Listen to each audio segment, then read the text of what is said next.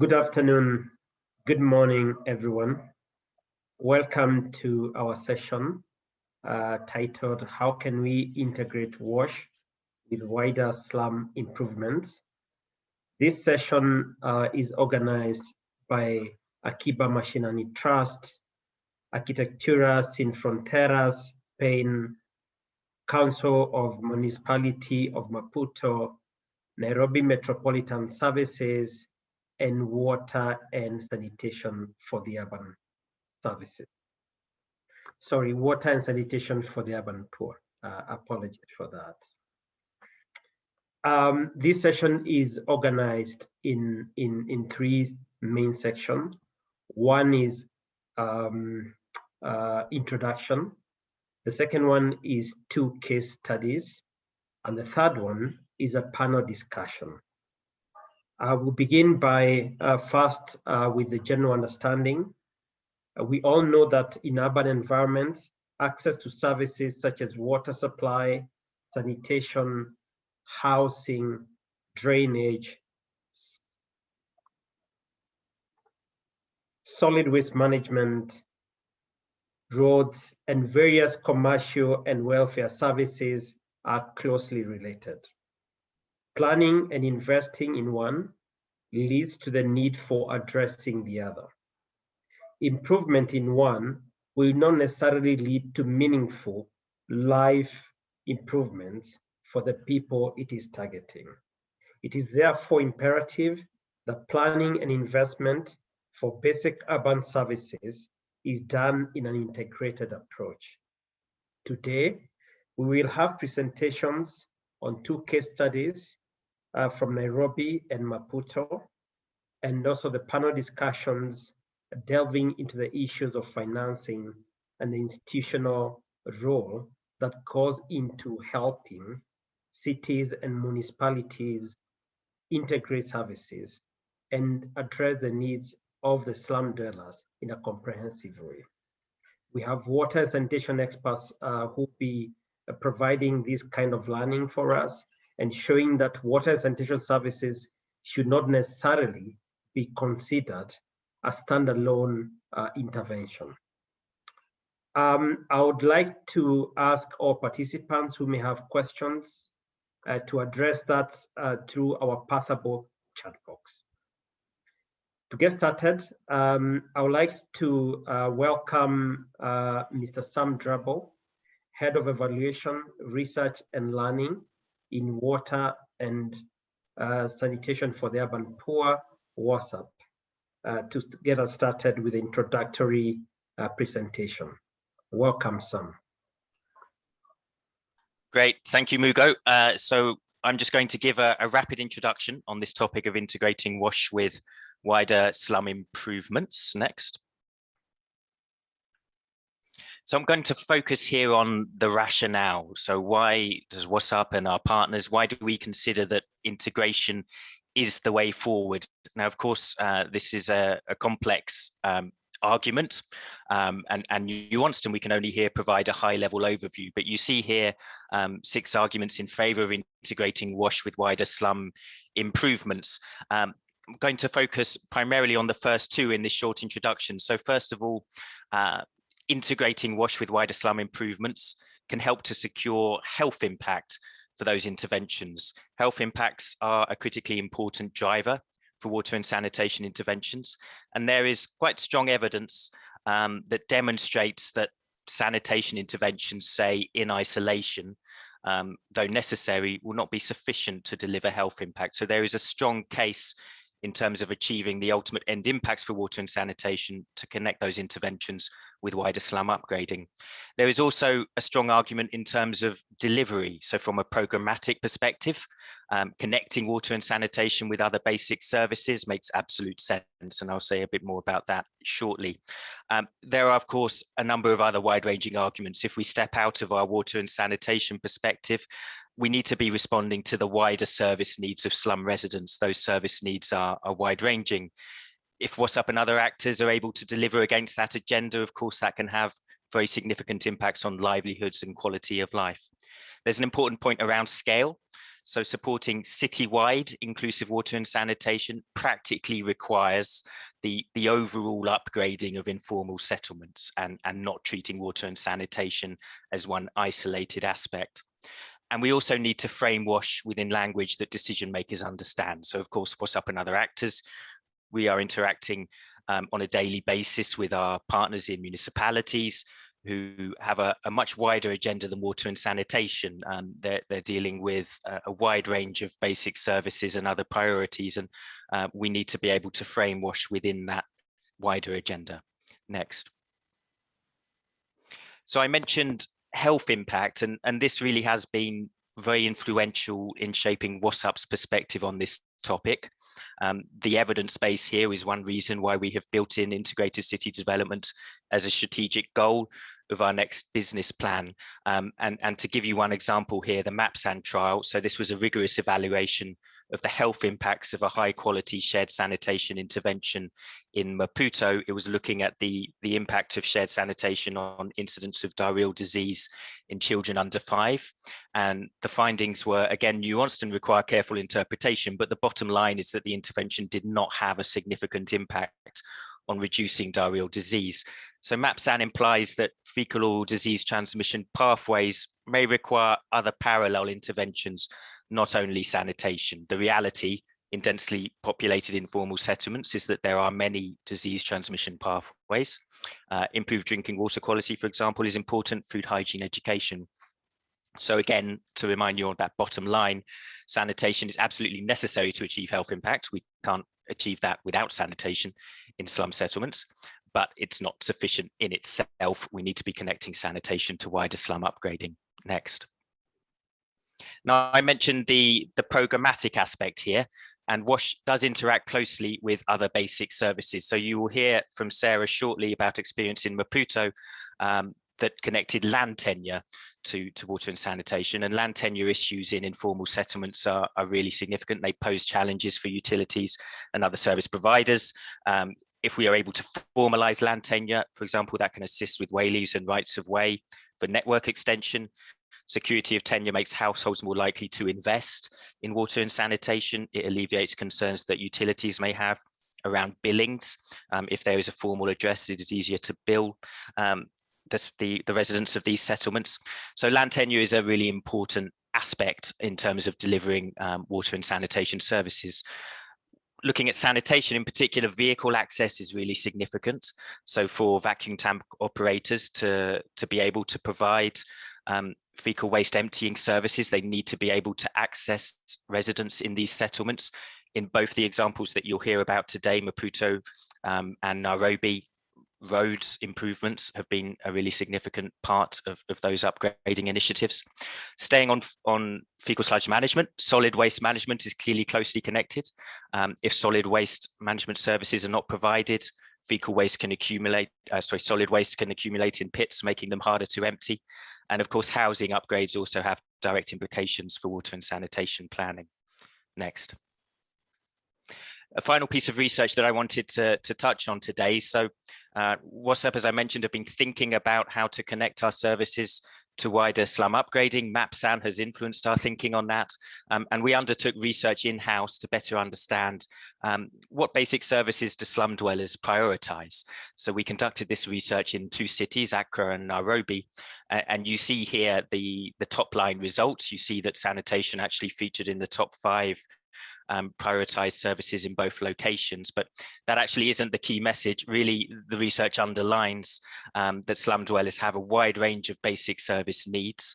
Water and sanitation is important, but it's only one part of that, and we need to be reflecting that in our programmatic approach. Next.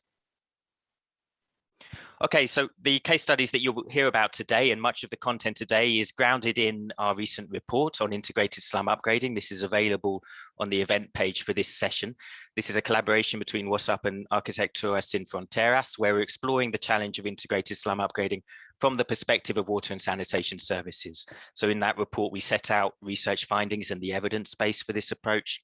Case studies, as I mentioned, from Maputo and Nairobi, also Antananarivo, where WASAP has supported a model to tie in water supply with solid waste management and drainage. And we set out 4 key recommendations for how to tie water and sanitation to wider slum improvement processes. Next.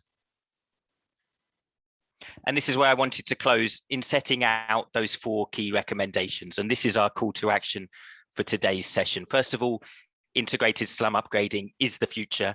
Water and sanitation actors need to be looking for ways of supporting integrated slum improvement initiatives where those initiatives are taking place, such as in Mokoro, in Nairobi. We need to be engaging constructively with those initiatives. We need to, more specifically, be integrating water and sanitation with land tenure improvements, because that is particularly significant in terms of delivering water and sanitation services, as well as improving overall quality of life in informal settlements. We need to get out of that silo, and the key point here is around mutually beneficial expertise.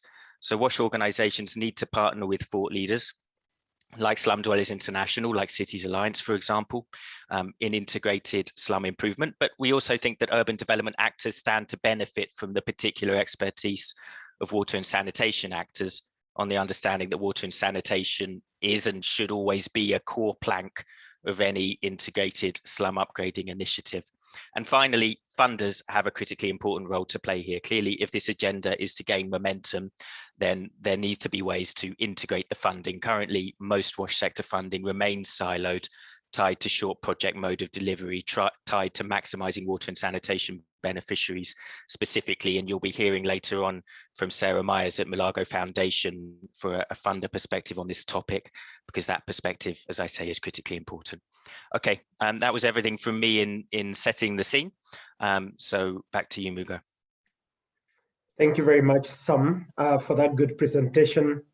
Our next presenter is Sarah Marquez-Martin, who is a coordinator in Maputo of Arquitectura Sin Fronteras, and she's going to make a presentation on the Habitat project in Maputo.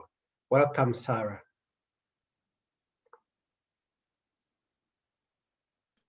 Yeah, thank you, Mugo. First of all, thank you for the opportunity in the Habitat World Water Week. Next. Next. Yeah.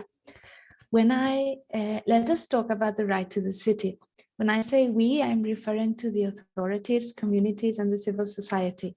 When I say we, I'm referring to the municipality of Maputo, or the people living in Shamankulo C, WASAP, and ASF. When I say right to the city, I'm not saying rights or city, but right to the city. I'm saying every single human right that a human settlement hosts. Human settlements are scenarios of life. If people enjoying the water, sanitation, tenancy, intimacy, and durable housing, they have reached basic habitability. If people enjoy the latter and the right to change their cities, they have access right to the city. This perspective is an integral approach to slum upgrading. This perspective has more impact than working in silos. Next. We're going to share this project with 8 context ideas, 4 images, 1 method, 1 urban tool, and 1 good news. Next. Context idea 1. In Mozambique, the state is responsible for water supply and sanitation evacuation. The land cannot be owned, it can be used. The state will give the land deed locally known as duat. Users will pay taxes both for duat and access to water. Next. Context idea 2. Maputo is the capital of Mozambique. It is a growing metropolitan area. Context idea 3. Shamankulo C is a category D settlement, a highly densified and non-structured informal settlement. Habitat project supports a conscious upgrading strategy. Next. Context idea 4. At sanitation level, minimum standards have been established in municipal regulations. These standards match some specificities. These standards are being implemented since 2016. Next. Context idea 5. When upgrading a category settlement, we find a devastating challenge. The standards have not been defined. Current urban laws cannot be applied to slums without wiping out homes. Habitat Project is developing the minimum urban standards to adapt to this slum. Next. Context idea 6. Maputo's municipality has been developing slum upgrading projects in Chamankulu Sea since 2005. Next. Next. Context idea 7. We strongly believe in promoting and preserving Chamankulu Sea wash, urban and social values. Next. Because the challenge is immense, both at wash level and at urban level. Next. Summing up, Chamankulu Sea is a centralized, highly densified and non-structured slum where 7,000 families live.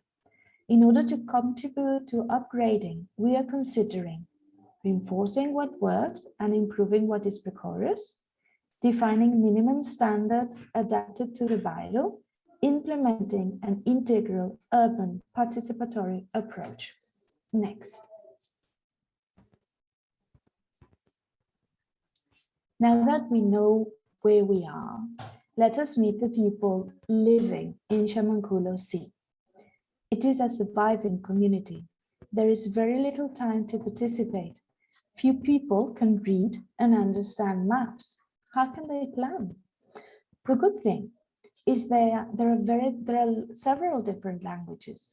When asked, people know if they have water, where the limit of the plots are, what the needs are. Next.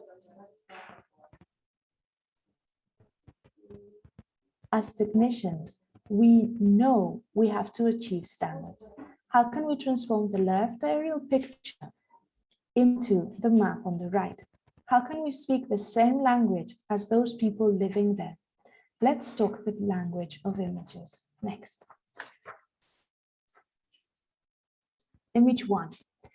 By giving out part of the plots, the alleys become streets.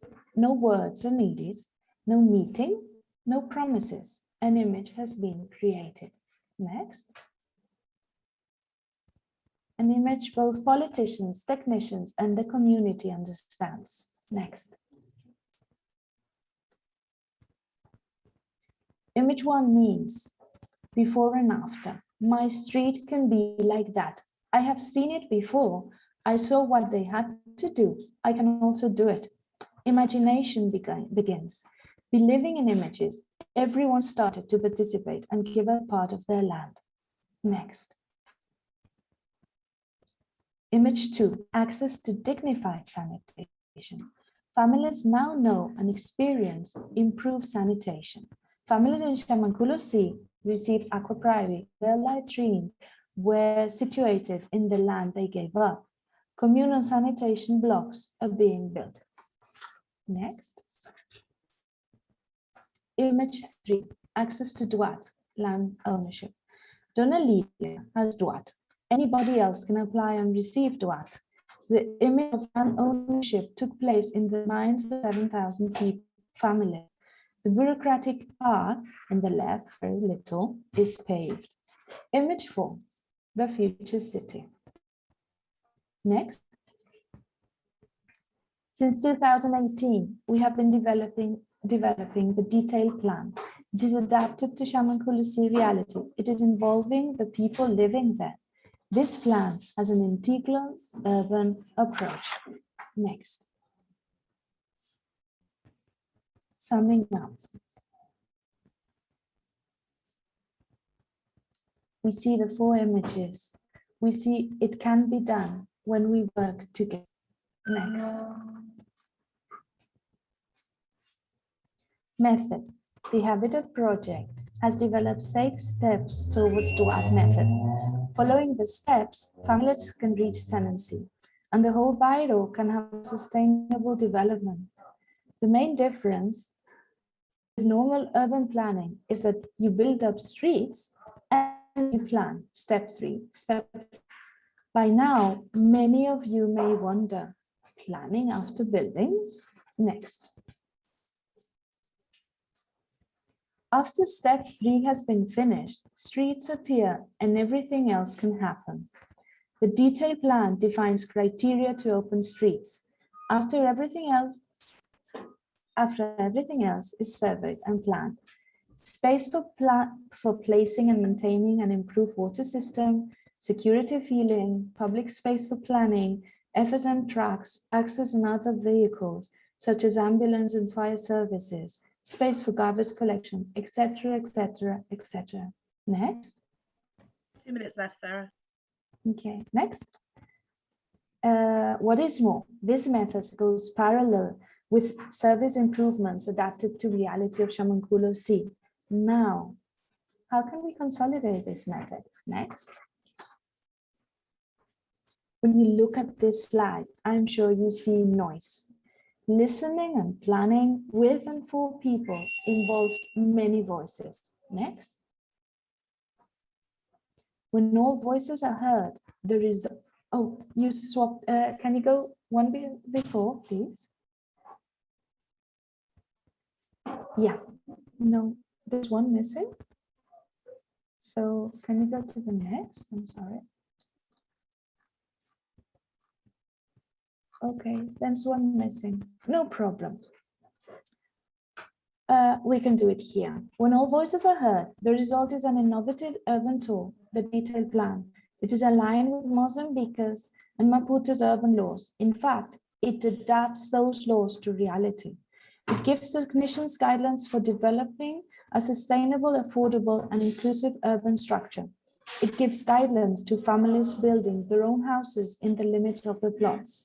It is a plan that respects and protects spiritual, social, economic reality of Shamankulo Sea. 3,327 plots have been surveyed with the families. Next steps. As you can see by the presentation, the implementation has commenced in the pilot area. Our next steps are the conclusion and approval of the detailed plan. Our next steps, and when we say our, I mean including you, we are looking for partners for implementing infrastructures improvement. The second phase is based on sea urbanism. Individually, each family will be able to invest at their own pace and the plots. Next. Let us finish with a piece of good news. Habitat Project promotes avoiding land conflicts. The image you see shows how the construction was literally going to destroy his neighbor's house. It was going to be a conflict. Solving conflicts is very costly. On checking agreement and maps, they change the construction and avoid the conflict. Next. Integrating land tenure, wash, and other services in urban planning leads to the right to the city. We know it's slow and difficult, but it's worth it. Thank you very much. Thank you very much, Sarah. That was a wonderful presentation. Our next presentation is on Mokoro Special Planning Area, and this will be done by Jane Wero, the Executive Director of Muungano Akiba Mashinani Trust, which is an affiliate of Slum Dwellers International. Welcome, Jen.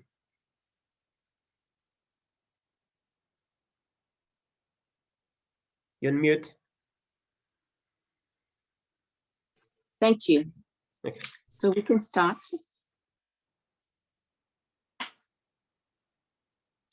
So I'm going to talk to you about a settlement called Mokoro that is in Nairobi. In the year 2012, the settlement was faced with very many threats of evictions, and some did in fact happen. Evictions are very devastating.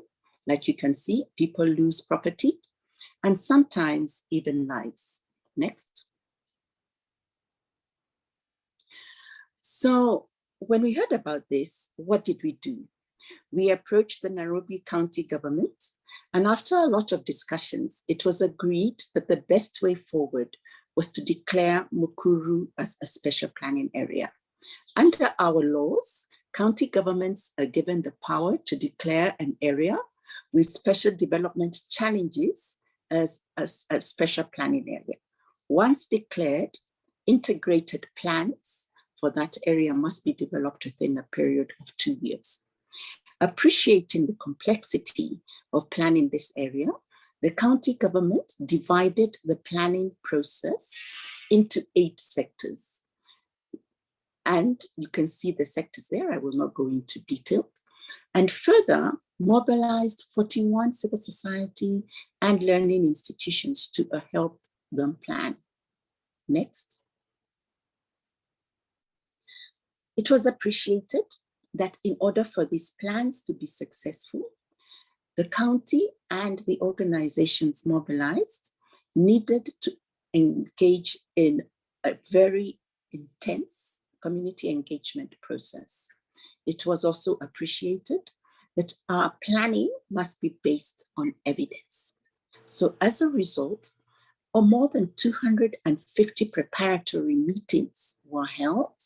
So the awareness was built in the community, and 117 consultation meetings where communities shared their dreams were also held. Next.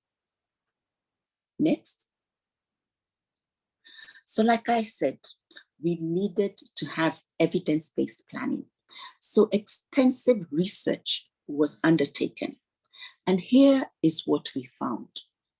We found that Mokoro is a large informal settlement sitting on about 689 acres of land with a population of about 400,000 people, which in essence were living in 100,000 households. One of the major problems we found, like had clearly been indicated, was that the land in Mokoro was private land that was allocated to individuals who were required to develop light industries. They never did. And we also found that the grants that were given had special conditions of grant, and that the lessees needed to develop their land within 2 years.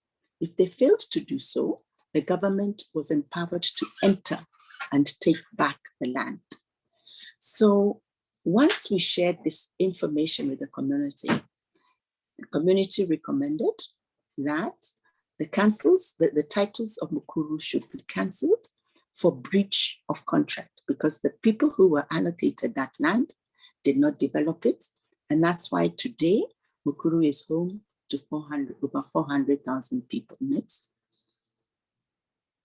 Next. What else did we find? We found that the area has very poor infrastructure, especially road infrastructure. The roads basically were unpaved, they were prone to flooding due to poor drainage, and a lot of waste was dumped indiscriminately on roads and other public spaces. Next. Next. The other problem that we found was that the water services were provided mainly by illegal service providers. In Kenya, we like to call them cartels. And what normally happened was that the county government would provide water to the edge of the settlement, and then the water would be reticulated to the rest of the villages, the settlements, using very flimsy, like you can see in this picture, very flimsy pipes that were prone to drainage, and therefore water was prone to contamination, in fact was contaminated. We also found that the people of Mokoro were charged more than 100%, in fact 172% more than the rest of the city, therefore suffering a poverty penalty where the poor pay more for less services and for much poorer quality. So the recommendation by the community in regard to this was that the county government and the water company should provide services directly to the people. So they recommended also that the county build 12 boreholes that would also augment the amount of water available, because there is a lot of underground water, therefore reducing water shortages. Next. And this has been done. The county government through NMS today has built 8 boreholes in Mokoro. Next. What else did we find? In the area of education, we found that Mokoro has 182 informal schools and only 6 public schools. So these private informal schools have very poor conditions. Like you can see, that is a school there built of corrugated iron sheets. And the toilets in these schools were very poor. Many didn't even have doors and were mainly pit latrines that were manually drained. So one community recommendation was that all schools must have toilets, because some didn't even have toilets, and that those toilets must be connected to the sewer. Next. Next. In regards to sanitation broadly, we found that Mokoro in total had only 3,863 toilets. And these were mainly pit latrines, serving, like I said, a population of about 400,000 people. Now, these pit latrines would get full, and they would be, and they are, manually exhausted. The picture on the left shows what we call in Mokoro an ambulance. That is a hand-drawn cart that manually exhausts, that carries manually exhausted human waste. It is normally dumped in the rivers. So the community solution was to repair, because the planning process revealed that there was actually there was actually trunk infrastructure in Mokoro that was broken down. So the proposal was to repair existing trunk infrastructure and to expand the trunk infrastructure and ensure that every plot within the settlement was connected to the sewer. Next. 2 minutes left, Jane. Next. Next. But one major challenge is that Mokoro is an unplanned settlement. Like you can see from this satellite image, very dense with next to no road infrastructure. So the major challenge is wayleaves. How do we lay the infrastructure? Next. So the community recommended the opening up of roads, and they agreed that they would provide the space for the opening. And so the planning process identified 3 road sizes using alternative regulations that would lead to the least displacements. Next. Next. And these roads are now being built, like you can see from this picture, by the government. So by the end of December, 17 kilometers of road had been built, and more has been built since then. I presume Mario can elaborate on this. Next. Next. In addition, once the roads were opened, it was then possible to extend the water and sewer infrastructure. So you can see in this picture, water and sewer infrastructure extensions. Because of the water and sewer infrastructure connect extensions, it was now possible to now provide last mile connectivity. And in a project supported by WhatsApp and AMT, project worked with NMS and Nairobi Water to provide water and sanitation connections to 1,000 households using a simplified sewer system. So this is a pilot that has succeeded and is going to be scaled up. Next.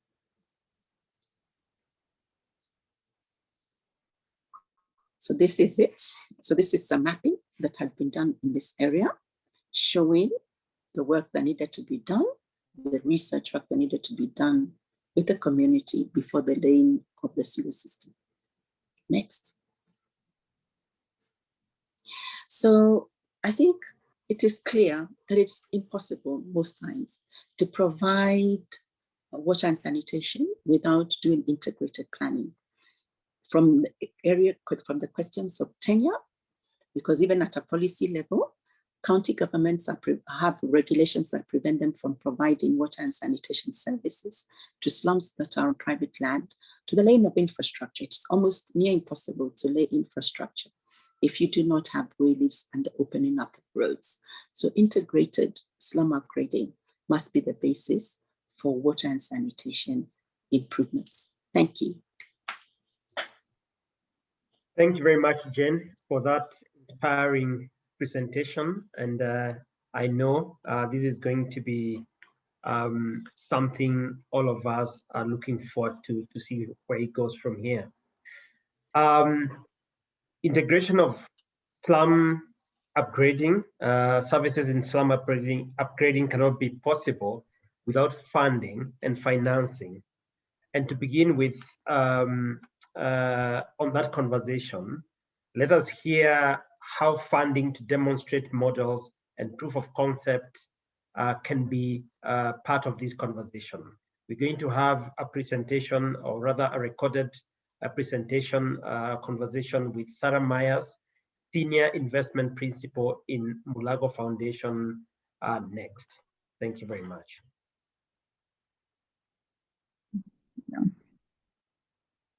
Great. Hi, I'm Sarah Myers. I'm a principal in the Mulago team based here in San Francisco, so sharing with you from there. And Mulago is a private philanthropy that's focused on finding and funding organizations that have a scalable solution to address the basic needs of the extreme poor. So we do a lot of funding in livelihoods, education, healthcare in sub-Saharan Africa and South Asia. And of that includes water and sanitation. And WhatsApp is one of our strong partners in that area. And when we were reading through this report on the Habitat Project, especially in Maputo, thinking about the value and the drawbacks of doing more of this integrated, integrated urban planning that includes WASH, a couple things that really stood out in terms of the value have to do with the results.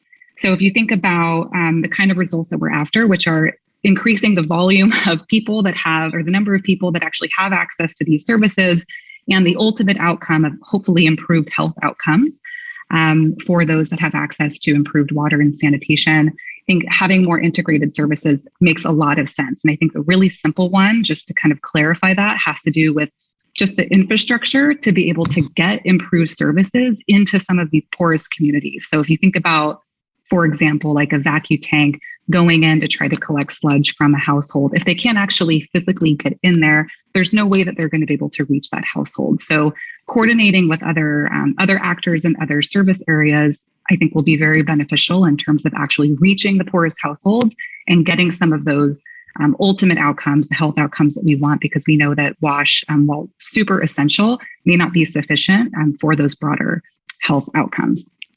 Another area that I think is super important, Mulago cares very much about scale and the scalability of certain approaches, and being able to institutionalize this kind of work into broader urban development planning, we feel will bring more sustained services over time. So not just kind of short-term service delivery, but really institutionalizing it into long-term plans so that people continue to have access to these services. So those are some of the main benefits that we see of doing this kind of work. It's why we're bought into it, why we're super supportive of WhatsApp's 2025 business plan that includes this type of approach.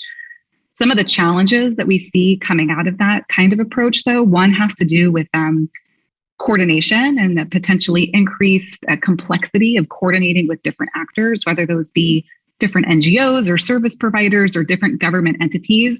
We know from some of the work that we've supported and worked with WhatsApp and other WASH providers on, sometimes even within the WASH space, there's a host of different government actors and other service providers that would be involved in, say, sewers versus non-sewered sanitation, piped water versus kiosks. So even coordinating from that sector can be challenging. And so when you add in a whole bunch of other kind of implementation areas, how do you go about that coordination function in a really seamless way? So that could be one challenge that I imagine other funders will also be thinking about if they're kind of looking into potentially funding in this area, is who's taking on that coordination role and how can you ensure that it's managed effectively?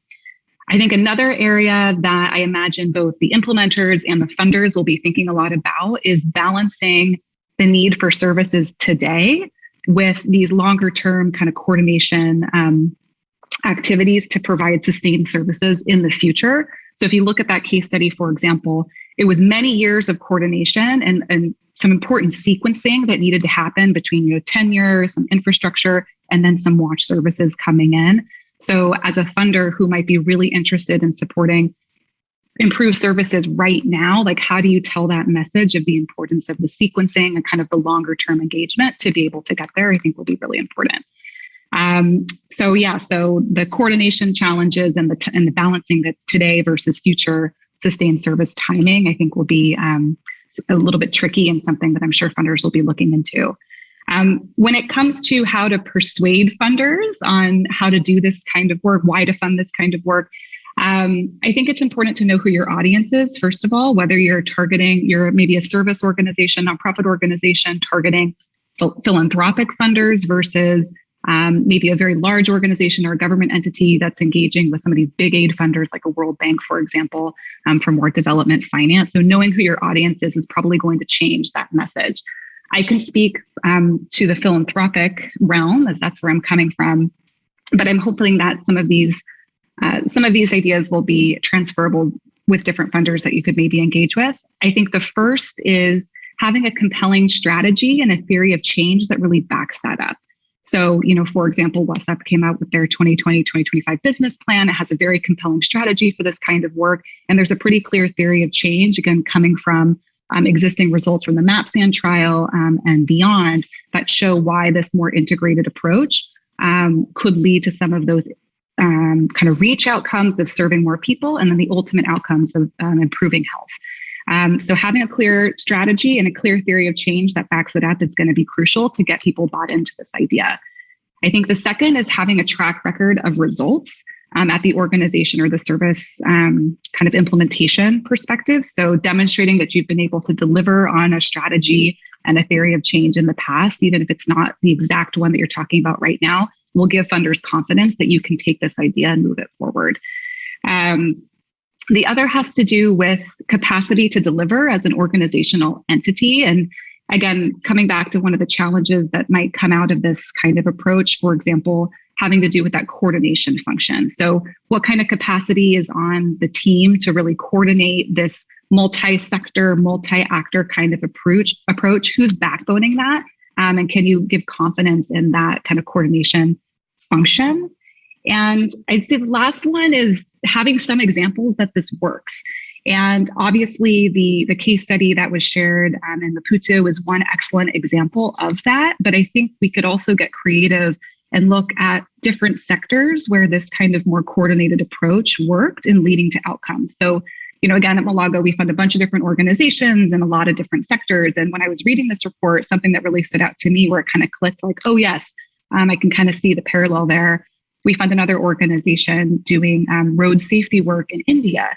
And a big component of that is the infrastructure itself, of course, on the roads, ensuring that the roads are kind of built in a way that has like certain safety protocols. But what ultimately leads to the health outcome, which is lives saved in terms of like reduction in road crashes and deaths on those roads, is a combination of the infrastructure improvements, driver education and advocacy, police enforcement, and improved healthcare systems for trauma care and optimizing ambulatory services. So this is a coordinated approach that leads to the ultimate outcome.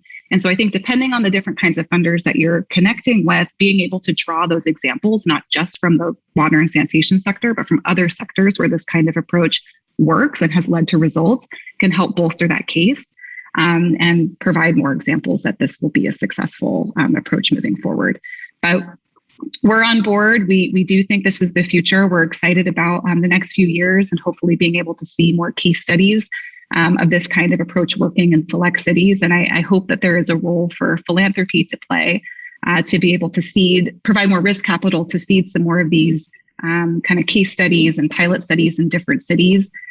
So that we can build more evidence so that those larger DFI funders who would be funding broader infrastructure projects or urban planning programs at large will have the evidence that they need to feel confident to move forward. And so I'll hand it back to you. Thank you very much, Sarah. Thank you for finding time and giving us those useful tips from a funder perspective. Now, I would like us to move to the next session. I would like to invite our two institutional partners, Mario Kainga from Nairobi and Silva Magaya from Maputo. Welcome, gentlemen. I would like to give Mario 1 minute to introduce himself. Welcome, Mario. Thank you, Kariuki. Thank you very much, even for those others who have presented. My name is Mario Kainga. I'm the County Director of Water and Sanitation, as well as Energy, but currently I'm seconded to Nairobi Metropolitan Services as the Deputy Director in charge of Water and Sanitation. Thank you. Welcome, Mario. Thank you very much. Silva, welcome.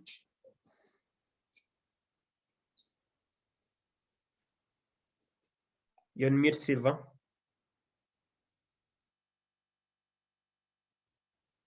You're on mute, you're on mute. Okay, thank you. Good day, everyone. My name is Silva Magaya. I am the City Councilor for Urban Planning, Environment, and Infrastructure Development in the City Council of Maputo. So we are in charge of issues like services, environment, and solid waste management, among other things. Thank you very much, Silva. And right into our conversation, I'm sure our participants would like to hear more about the challenges that you face when trying to implement projects through an integrated approach. What are the particular issues that you're facing in Maputo, Silva? Well, the first main challenge is the limited capacity of families to afford to pay for services. So by adhering to this integrated approach, we find a particular problem that we can solve, which is related to their income generation, which is time. They don't have enough time available to participate, and multiple meetings like hearing meetings and sensitizing meetings in different disciplines will face the risk of discouraging them to participate, and then we lose their role in this process of slum upgrading. So I feel a potential gain when we adopt the integrated approach, which is to make sure that in one approach, we can bring all disciplines, water, land, and housing, among others, and make sure that they will dedicate time to participate. So this is to be the most important thing I see in this approach. Thank you, Silva. And Mario, Silva has given us a perspective from the household level. What other challenges could you be facing in Nairobi? You're on mute, Mario.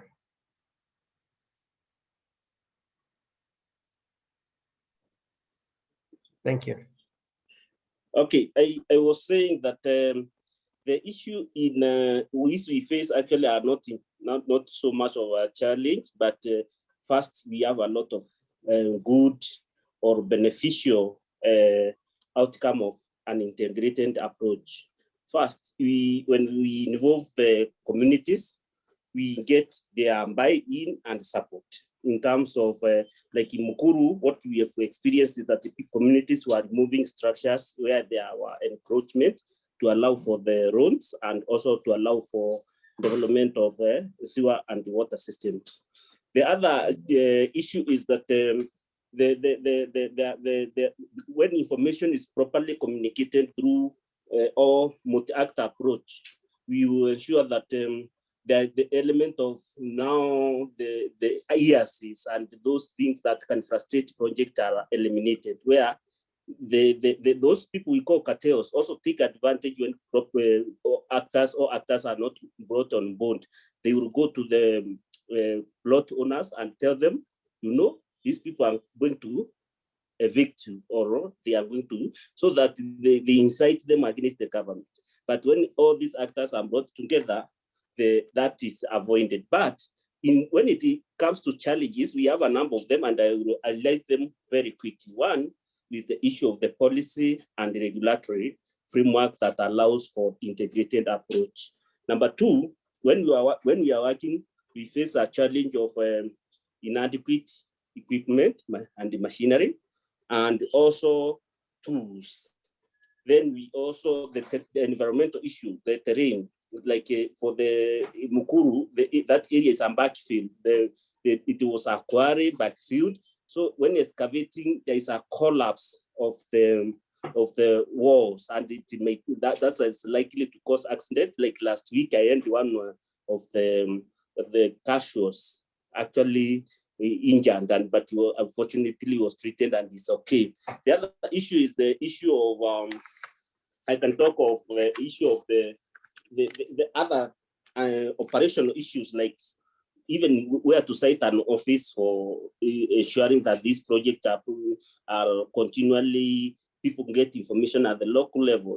At times, we have to look for because that land everywhere is built, so there's no open space. So we have to squat or to be allowed to sit in some other people's land. And generally, also there are areas which cannot be connected to sewer because of the terrain, and because the sewer in our case, it flows through gravity. So when the place is not, the drain is not so good, we have still to continue with the toilet. Thank you, Mokoro. Yeah, thank you. Yeah, indeed, slum areas have unique challenges, and you brought out that very well. Back to you, Silva. If I may ask, why do you think this integrated approach is beneficial to municipalities? Why do you think other municipalities that haven't heard of it should adopt it? Well, the first gain we had from this, and I can share this in the screen, we learned valuable lessons and we documented them. This book I'm holding now, it's a methodologic manual for integrated slum upgrading, which would serve as a guide to replicate this type of initiatives. So one of the main things I think we should make use is the knowledge we gain from our experiences, including the lessons that we gather from the communities to avoid bringing strange solutions to them. Participation is very important in this process of upgrading. I would see other municipalities following this kind of lessons. Another thing which is very important, it's the strongly social nature of these interventions. It's very different when you are involved in an infrastructure project which has very specific terms and science is always there. When dealing with upgrading, there is a very strong social component on it. And we have to bear in mind that each case is each case. You'll not find a situation in which one solution fits all. So it is very important to make sure that stakeholders and beneficiaries will be put in place as soon as you start discussing the solutions you want to bring on. Thank you, Silva. And Mario, finally, and then very quickly, what role do you think non-state actors can play in helping popularize this approach? Thank you. I will be also, I will say that in Nairobi, we've decided that integrated approach is the way to go. One, we have this plan. This is called New Plan, and I think you can see it well. New Plan is the blueprint for Nairobi development up to 2030. It's a session paper number 2.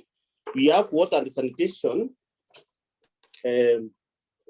also policy. This is approved policy, session paper number 3, and it is also advocating for the for integrated approach.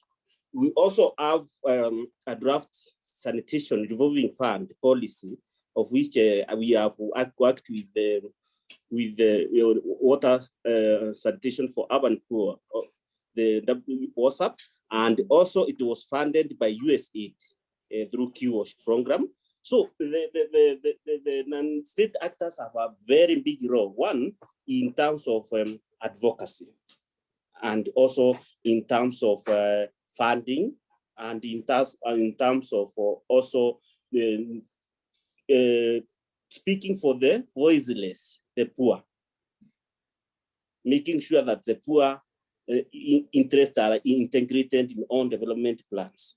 This has worked, and I can tell you I have participated in this process since 2000. The first meeting I held in Kenya, in Machakos, in our hotel in Machakos, it was in 2000 about informal settlement, and it was advocating for this, and I'm happy now it is working, because even solid waste, we are talking about integrated solid waste, which I was the project manager during the JICA compiling of the solid waste blueprint for Nairobi. I therefore can say the non-state actors, I've talked about JICA, I've talked about WhatsApp, I've talked about USAID.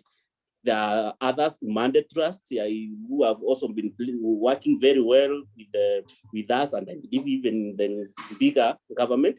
So there's a lot of things we can do together, and also other nations. I can call upon you to come and see what we are doing in Mokoro, because Mokoro is a case which the world can learn from. Thank you. Thank you very much. Thank you very much, gentlemen, for finding time and for the wonderful work that you're doing in Maputo and Nairobi. For those who'd like to learn more about the Mokoro SPA and also the Maputo projects, kindly get in touch with us. We're coming to the close of this session, and we have 4 key messages for you. The first one is that integrated slum upgrading is a future, that water and sanitation actors should look for ways of supporting integrated slum improvement initiatives. The second key message of today's session is that integrating water and sanitation with land tenure improvements is key, and that we need to understand that combining water and sanitation with improvements to plot boundaries and road access can be particularly beneficial. Our third message is that get out of that silo, work with others. I don't need to belabor that. And finally, integrate the funding. And we've heard from today's presentations that we need funding both for testing and proof of concept. That is mainly for philanthropy. And then we also need to rally DFIs and government to put large-scale financing into scaling up this type of innovative approaches. Thank you very much for finding time. We thank you for staying with us up to the end. And yeah, adios. Thank you.